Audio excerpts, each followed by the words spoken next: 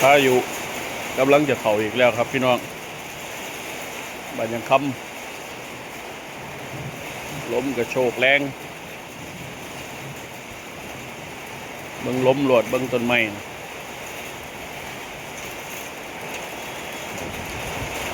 เขาคลองกระจายอยู่ไปเมิดแล้วครับ